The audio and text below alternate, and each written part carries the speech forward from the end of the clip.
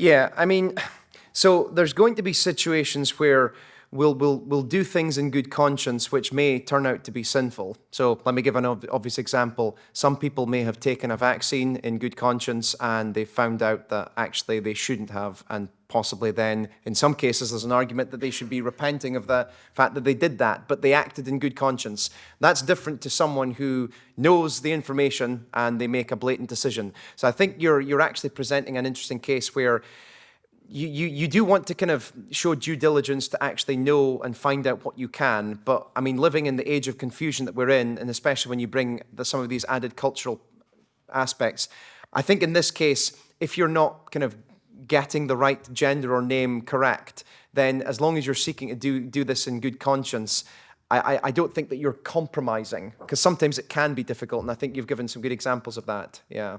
Just thinking, say the example, say a physical workplace.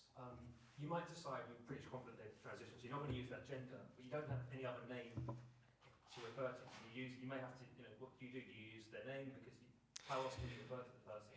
Yeah. I mean, it's kind of difficult. So you're talking about, like, for example, someone who maybe you kind of know is like transitioning and you're not quite sure kind of the name, and even, or you maybe think that. They've already done it, but you don't know for sure, like, because could have people.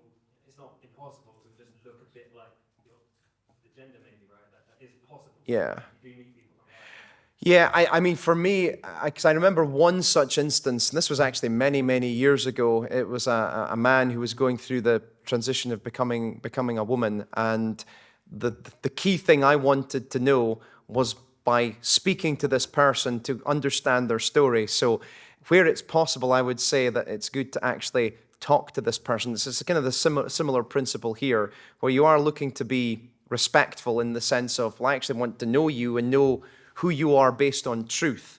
But sometimes if truth is so confused with error, then I think it does then come down to conscience ultimately. Yeah, and some people may decide to take a very kind of definitive stance. No, I just cannot name this person. Others may decide, well, I'm really not sure what to do here. I'll just name this person as best I can. I think this is a little bit more of a grey one. But again, I would be still operating on the basis of we need to be upholding truth where we can do so. And truth is very clear in terms of male and female. Yeah.